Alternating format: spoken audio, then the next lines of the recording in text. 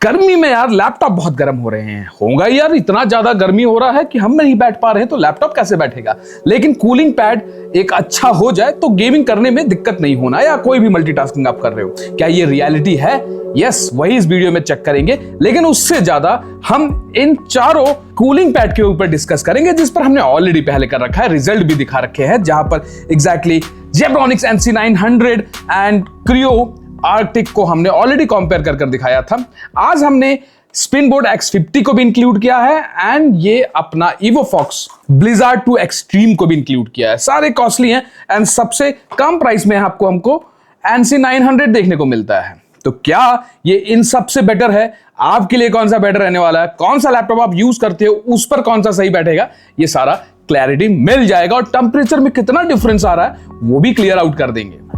तो अपना सबसे पहला जो कूलिंग पैड है, गेमिंग कूलिंग पैड, ये है जेब्रॉनिक्स का NC900 एंड इसका डेडिकेटेड रिव्यू मैंने पहले कर रखा है। गाइस नहीं देखे तो जाकर देखिएगा, वहां मैंने क्लियरली एक्सप्लेन किया। इसका जो बिल्ड क्वालिटी है वो लिटरली इन सब में से एक टॉप नॉच निकल कर आता है overall, seriously. And RGB strip भी आपको मिलती है जो कि चेंजिंग कलर के साथ आता है, वो सब तो दिखा हुआ है। लेकिन मेन पॉइंट क्या है, फैन का क्वालिटी क्या है, थर्मल्स कैसे ये रिड्यूस करता है, एंड स्ट्रैप की क्वालिटी लिटरली अच्छी है जो कि डिटैचेबल है। और ये क्वालिटी अगर अच्छी है ना, उतना ही अच्छा आपके लैपटॉप के साथ सक्शन क्रिएट होता है, जिससे कि फैन का जो आउटपुट है, जो एग्जैक्टली जो नीचे से ये फैन आपका हवा सक कर रहा होता है, यहाँ पे एक फिल्टर भी मिलता है, सबसे बड़ी प्लस पॉइंट, जिससे गंदगी लैपटॉप के फैंस के अंदर नहीं जाती है। करेक्ट। साथ में अगर ये सक्शन बेटर क्रिएट करता है तो जो भी इसका आरपीएम है, ये आपको 2200 आरपीएम के साथ आता है, उसका फुल पोटेंशियल आपको मिलने वाला है। वही हम गेमिंग सेक्शन में चेक करेंगे। एक ही सिंगल गेम को सिंगल रन के साथ हमने खेल कर देखा है, टेंपरेचर कौन बेटर कंट्रोल कर पाता है। अगर फीचर्स की बात करें, यहां पर आपको RGB लाइट्स तो मिल ही रही हैं, साथ में आपको ये स्क्रॉल मिलता है जहां से कि आप इसको 2200 आरपीएम तक सेट कर सकते हो। Build quality top notch. अगर आप बात करोगे, इसको आप रिमूव कर सकते हो एंड इसको इजीली किसी भी लेवल पर सेट कर सकते हो। और मेटल प्लेट के साथ आता है जिसमें कि लैपटॉप पर ग्रिप अच्छा बनता है। ये कंसर्न था आप लोगों का कि भैया कौन सा लैपटॉप ये सूट करता है। देखो यार, 15 इंच का लैपटॉप मैंने ट्राई कर लिया, 16 इंच का लैपटॉप मैंने ट्राई कर लिया, मैंने लीजन ट्राई कर लिया, मैंने रोग स्टिक्स ट्राई कर लिया, मैंने लॉक ट्राई कर लिया, उनमें कोई प्रॉब्लम नहीं आ रही थी। लेकिन जो लैपटॉप 16 इंच के ऊपर चला जाता है, जिनके आउटलेट्स बिल्कुल साइड में है, मतलब जो उनके फैन की इनटेक है बिल्कुल साइड में है, उनके लिए थोड़ा सा इशू आ सकता है, बट वो भी कोई मेजॉरिटी इशू नहीं है। लेकिन कोई भी 16 प्लस या 18 इंच के लैपटॉप से, उनके लिए शायद मैं ये सजेस्ट नहीं करूंगा। उनके लिए कौन सा बेस्ट ऑप्शन रहने वाला है, वेट करिए, मैं बताऊंगा। इन सब से अगर हम कंपेयर करें तो इसमें जो एक कौन है कि इसमें हमको USB हब पीछे नहीं मिलता है, साइड में आपको 2 USB पोर्ट मिलता है टू एग्जैक्टली इस डिवाइस को पावर देने के लिए। एंड हाँ, जहां तक फैन नॉइज की बात है, हल्का सा नॉइज आपको यहां फील होने वाला है जब आप लैपटॉप रख देते हो। उसके बाद भी स्टिल फैन लेवल पे मैं रेटिंग दूंगा आउट ऑफ 10। जितना ज्यादा नंबर दूंगा मतलब उतना कम फैन नॉइज है, और जितना कम नंबर होगा मतलब उतना फैन नॉइज ज्यादा है। इसमें फैन नॉइज के मामले में इसको मैं 7 दूंगा, क्योंकि थोड़ा सा फैन नॉइज हमको फील होता है। बट जहां तक इसके फैन की पावर की बात है, तो आपने देख लिया ना, लिटरली फैन का पावर क्लास है। Overall design factor, build quality, feel and जिस लेवल पर हम इसको इजिली सेट कर सकते हैं टिल 6 लेवल, ये चीज मुझे इसमें बेस्ट लगता है। नेक्स्ट हम बात करते हैं क्रियो की, क्रियो आर्कटिक की। यहां पर देखो हम लोगों को 2 फैन सेटअप मिल रहा है एंड 3000 आरपीएम के साथ हमको ये मिलता है। Quality wise good. अगर कंपेयर करें हम जेब्रॉनिक्स से, तो कहीं ना कहीं आपको लगेगा कि इसका क्वालिटी उससे बेटर है क्या। लेकिन इसमें जो ये आपको पैड मिल रहा है, ये स्टिक्ड है, ये आप रिमूव नहीं कर सकते, दूसरा नहीं लगा सकते। एक बार खराब हो गया तो खराब हो गया। अब लॉन्ग टाइम यूज करने के बाद ये देख सकते हो कि थोड़ा सा ये दब गया है साइड में, चेंजेबल नहीं है। उसके साथ 2 स्टेप मिल रहा था जो कि अच्छी बात है। बैक साइड में आपको यहाँ पे कोई भी फिल्टर नहीं मिलता है, तो गंदगी थोड़ा सा ये सक करेगा। तो लैपटॉप अगर का कैपेबल नहीं है गंदगी को इनटेक से बचाने के लिए, तो गंदगी थोड़ा अंदर जाएगा। यहाँ पे भी आपको एक मोबाइल होल्डर मिलता है, मोबाइल होल्डर तो उसमें भी आपको मिलता है।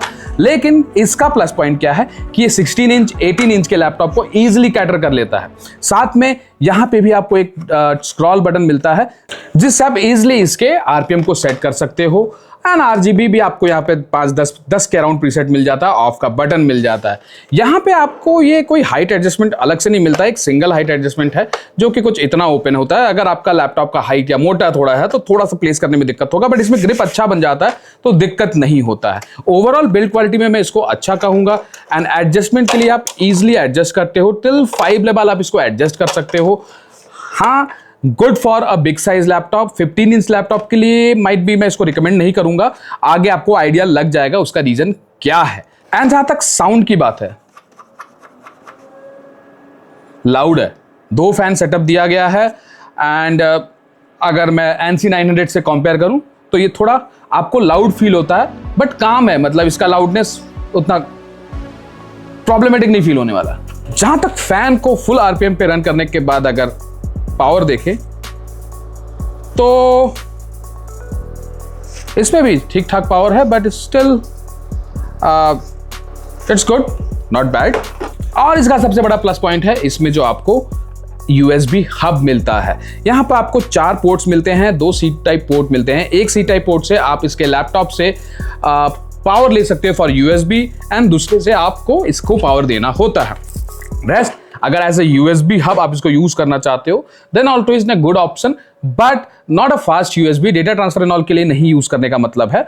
रेस्ट अगर आप माउस कनेक्ट करना चाहते हो, अपना माउस पैड कनेक्ट करना चाहते हो और कोई RGB इक्विपमेंट कनेक्ट करना चाहते हो, you can do so. Next आ जाते हैं अपने स्पिनबॉट X50 पे। नहीं, इसके पहले हम बात करेंगे इस ब्लिजार्ड X2 एक्सट्रीम की।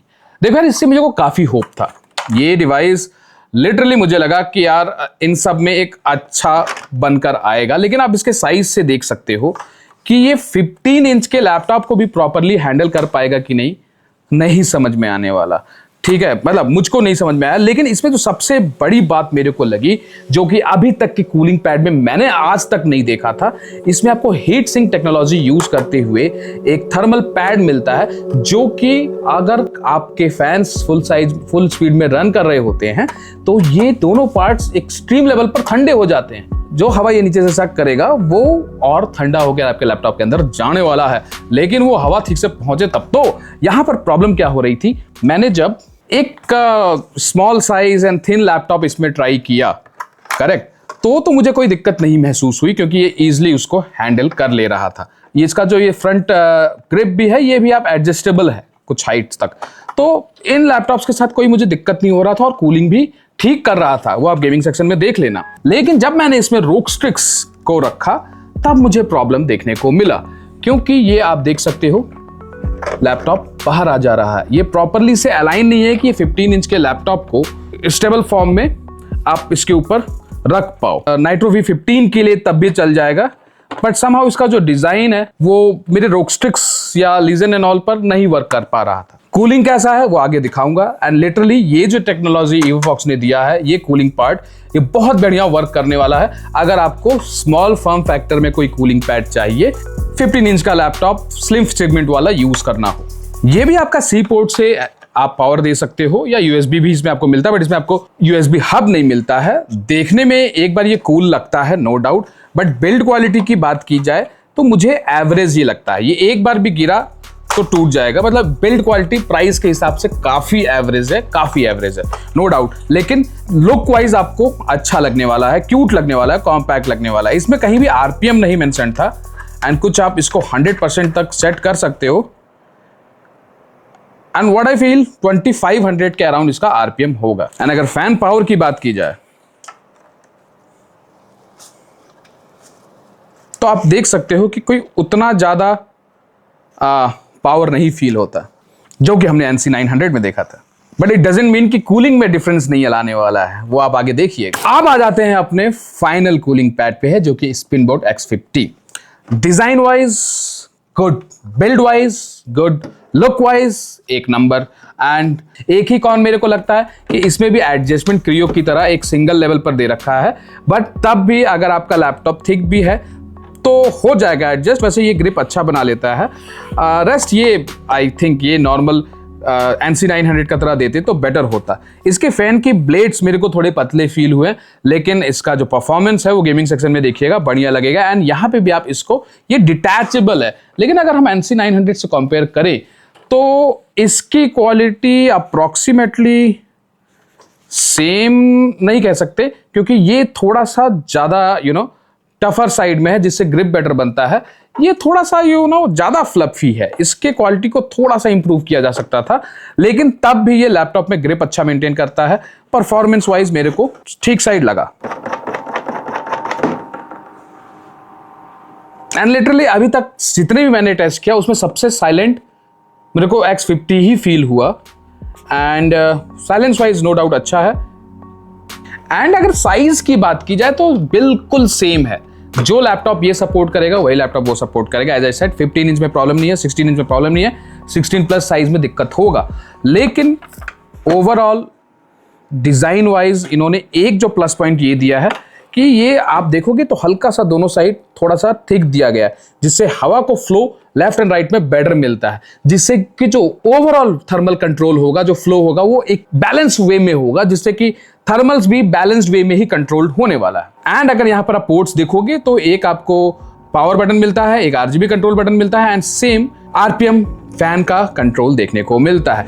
ओवर साइड बैक साइड इसमें भी आपको फिल्टर देखने को मिलता है, जो कि हमको NC900 में मिल रहा था। गुड वर्क X50, ये बहुत जरूरी है।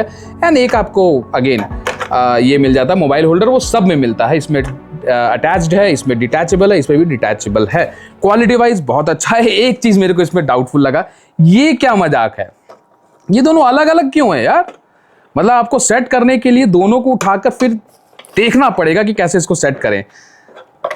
ये जैसे और सब दे रहे हैं कि भैया एक बार में एडजस्ट हो जाए, वो होता तो थोड़ा आपके लिए आसानी पड़ता है एडजस्ट करने में। एंड रेस्ट इसमें भी आपको USB हब मिलता है, 2 वायर्स मिलते हैं, जिससे एक USB हब्स पावर लेंगे और दूसरा आपका ये बोर्ड पावर लेगा। एंड इसका जो सबसे प्लस पॉइंट मेरे को लगता है बैक साइड में जो ये RGB इफेक्ट और स्पिन बोर्ड का ये डिजाइन है, डिजाइन एलिमेंट, ये मुझे काफी पसंद आया। अगर फैन फ्लो की बात की जाए तो इज दिस मैटर, मेन बात है कि फ्लो कैसा है, क्योंकि सबसे ज्यादा NC900 प्रेशर से हवा फेंका, बट इट्स अबाउट कि एयर का फ्लो कैसा है, वो गेमिंग टेस्ट में तो हम देख ही लेंगे। वेस्ट अब थोड़ा गेमिंग टेस्ट आप लोग देख लो, एंड उसके बाद कंक्लूजन बताएंगे कि आपके लिए क्या बेस्ट हो सकता है। देखो, पहले हमने बिना कूलिंग पैड के टेस्ट किया, और ये मेरा लैपटॉप काफी पुराना है। आप लोगों को पता होगा, मैंने अपने ROG Strix RTX 3050 i5 13450 का टेस्ट किया था काफी पहले। आज भी बढ़िया चल रहा भाई ये मेरा लैपटॉप। लेकिन टेम्परेचर आप देख सकते हो, गर्मी का माहौल है, 90 के नीचे आने को मान नहीं रहा। 90, 92, 93, 94 इसी पे रह रहा है जब हम साइबरपंक को गेम खेल रहे हैं, और इसी गेम को हम कंटिन्यू करेंगे without closing the game in सारे कूलिंग पैड्स के ऊपर। आप क्लियरली देख सकते हो, हमने जो सेटिंग रखा है वो मीडियम रे ट्रेसिंग पर चल रहा है। एंड अगर आप सेटिंग्स देख लीजिएगा, फ्रेम जनरेशन ऑन नहीं है, क्योंकि फ्रेम जनरेशन 3050 में स्पेसिफिकली साइबरपंक में देखने को ही नहीं मिलता। टेम्परेचर 94, 95 टच कर रहा है, और हमने गेम को भी लंबे समय तक खेला। अभी वो फॉक्स तक आप देख सकते हो, ब्लिजार्ड 2 पर थोड़ा सा प्रॉब्लम हो रहा था सेट करने में, लेकिन यहाँ पर आप देखो, इवन यहाँ पर भी हमारा ड्रॉप देखो टेम्परेचर का 87 डिग्री सेल्सियस, 86 डिग्री सेल्सियस, कहा 95 डिग्री सेल्सियस, 8-9 डिग्री सेल्सियस का ड्रॉप। बड़ी बात है कि नहीं यार?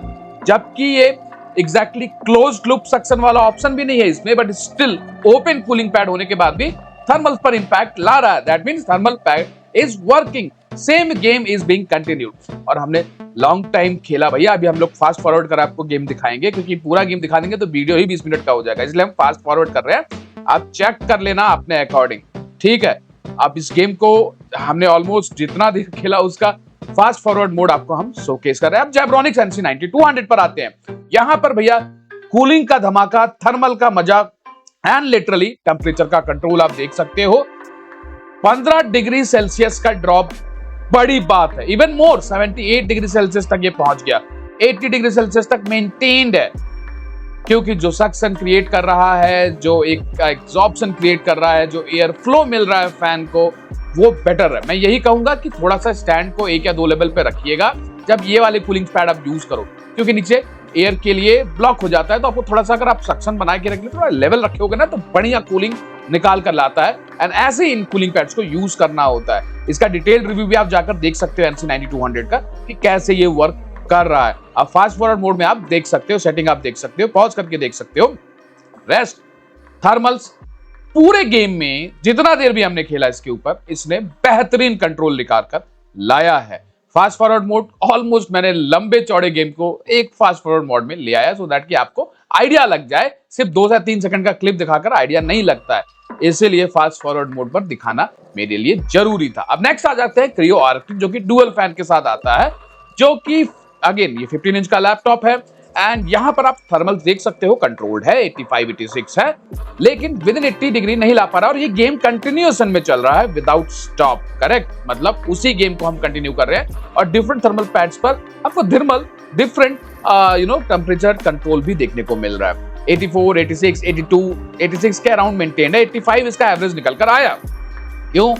क्योंकि ये एग्जैक्टली आई थिंक 15 इंच के लैपटॉप के वैसे तो ये प्रॉपर कवर कर रहा था कूलिंग पैड को, लेकिन कहीं ना कहीं इसका जो एयर फ्लो है वो इस फैन के अकॉर्डिंगली हो सकता है उस लेवल का डिजाइन ना हो, या ये हम 16 इंच के बड़े लैपटॉप अगर यूज करेंगे ड्यूअल फैन के ऊपर तो बेटर वर्क करेगा। अब आ जाते हैं स्पिन बोर्ड पर, जो भैया हमारा बेहतरीन एक ऑप्शन कहूंगा। यहां पर थोड़ा स्लो मोशन हो गया था इनिशियली, तो फिर बट क्योंकि गेम को कंटिन्यू करना था, मैं रीस्टार्ट नहीं कर सकता था, तो मैंने गेम को कंटिन्यू किया, उसी को फास्ट फॉरवर्ड कर आपको दिखा रहा हूं। और आप यहां देखो, ये भी बेहतरीन कंट्रोल कर रहा है जैसा NC 9200 कर रहा था, लेकिन वो इनिशियली टेम्परेचर को और ज्यादा 78 79 तक ले गया था। यहां 82 83 डिग्री सेल्सियस के अराउंड देखने को मिल रहा है, but still this is almost similar control. भाई यूएसबी हब भी मिल रहा है, डिजाइन ऑरा मिल रहा है, ये सब भी चीजें मिल रही हैं, पैसा भी एक्स्ट्रा ले रहे हैं, लेकिन थर्मल्स कंट्रोल इसने भी अच्छा किया। But still we can say NC 9200 इससे बेटर किया अगर हम सीक्वेंसिंग की बात करें, लेकिन क्योंकि इसमें एयर फ्लो कंटिन्यूअस है, लाउडनेस कम है, स्पिन बोर्ड X50 थोड़ा नए डिजाइन के साथ आता है, यूएसबी हब के साथ आता है, तो आपको सोचना पड़ेगा क्या इसके साथ आप जा सकते हो कि नहीं। मुझको ये कूलिंग पैड भी बेहतर ऑप्शन लगा। ये अलग बात है, आपको USB-C का ऑप्शन मिलता है यहाँ पे कनेक्ट करने के लिए। अब सेम गेम को कंटिन्यू करते हुए आप डिफरेंस देख सकते हो, एंड लिटरली भैया great control over the temperature 79 78 81 के अराउंड। अब आपने गेमिंग टेस्ट भी देख लिया, आपने रॉ टेम्परेचर भी देख लिया, आपने इन सारे कूलिंग पैड्स के साथ भी टेम्परेचर देख लिया। अगर इसकी बात करें तो यार ये 15 इंच के लैपटॉप के साथ आप यूज कर सकते हो, या जो मैंने थिन स्लिम सेगमेंट के लैपटॉप्स बताए उसके लिए कॉम्पैक्ट वर्जन में ठीक है, बट प्राइस ये ज्यादा मांग रहे हैं। एंड हाँ, इसका जो ये अलग से हीट सिंक टेक्नोलॉजी इन्होंने यूज किया, जिसको आप यहां से एनेबल कर सकते हो अलग से, ये मुझको एक प्लस पॉइंट लगा।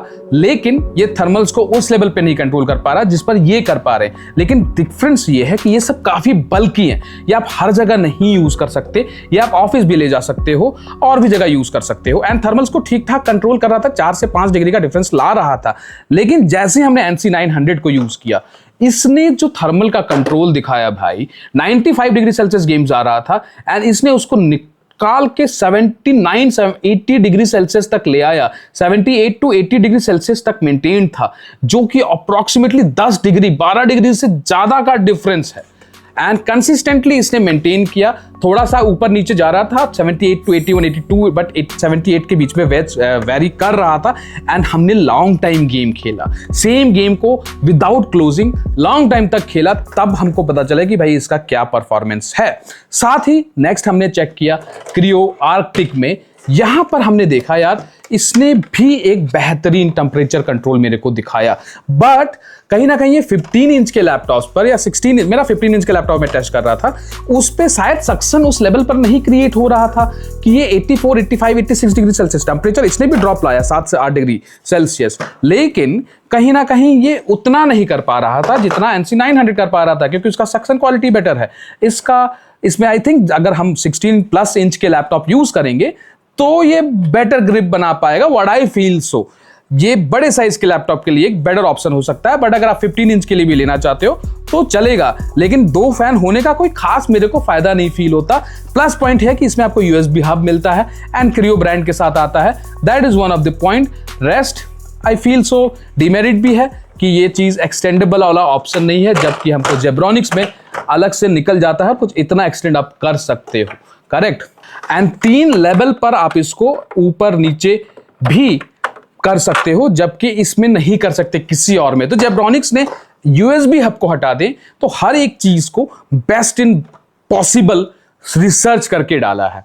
अब आ जाते हैं अपने फाइनल X50 स्पिन बोर्ड पर। देखो यार, इन्होंने हर वो चीज दिया है जो कि हमको NC900 जेब्रॉनिक्स ने दिया है। थर्मल्स कंट्रोल अप्रोक्सीमेटली सेम कर इसने लाया जो कि NC900 ने लाया, बल्कि 1-2 डिग्री इसमें ज्यादा ही था। लेकिन इसमें मुझको जो अच्छी चीज लगी वो ये थी कि इसका clean look, clean design and ये बैक साइड का ओवरऑल लुक्स। डिमेरिट क्या था कि ये पीछे आपका सिंगल अलग अलग ओपन होता है, ना कि एक साथ जैसे कि इनमें ओपन होता है। तो जब आप लैपटॉप सेट करोगे ना तो थोड़ा डिफिकल्टी आती है। Rest look wise no doubt इसने एक नंबर बना रखा है, डिटैचेबल ऑप्शन मिलता है। दूसरा डिमेरिट है कि इन्होंने भी ये वाला ऑप्शन दिया है, NC900 में इससे बेटर है। एंड RGB, थोड़ा सा इन्होंने RGB का लुक बेटर दिया है, क्योंकि इतना मोटा स्ट्रिप अच्छा नहीं लगता हर जगह। एक स्लिम सेगमेंट के साथ अगर ये RGB स्ट्रिप हो ना तो ये लुक को थोड़ा ज्यादा इनहेंस करता है। एंड ओवरऑल कहीं से भी क्वालिटी चीप इसमें भी फील नहीं होती। सो मेरे रैंकिंग के हिसाब से, ओवरऑल टेस्टिंग के हिसाब से NC900 नंबर 1 पर रहेगा, एंड जो कि काइंड ऑफ ड्रॉ करता है X50 के साथ। बट पॉइंट के फैक्टर से NC900 ऊपर रहता है, बिकॉज उसमें जो फीचर्स हमको मिल रहा है इसको हम ऑलमोस्ट सेम लेवल पे रखेंगे कि 500 रुपीज एक्स्ट्रा पे करके एक USB हब ले सकते हो एक्स्ट्रा। रेस्ट थोड़ा सा RGB मॉडर्न डिजाइन का ले सकते हो, और कुछ खास नहीं है। अगर आप 500 रुपये एक्स्ट्रा पे करना चाहते हो तो आप इसके साथ भी जा सकते हो। लेकिन इसके केस में, क्रियो के केस में, जिसने भी 16 इंच के प्लस लैपटॉप लेना है मैं उनको ही सजेस्ट करूंगा, क्योंकि ये प्राइस भी ज्यादा है, 2600 रुपये के अराउंड है।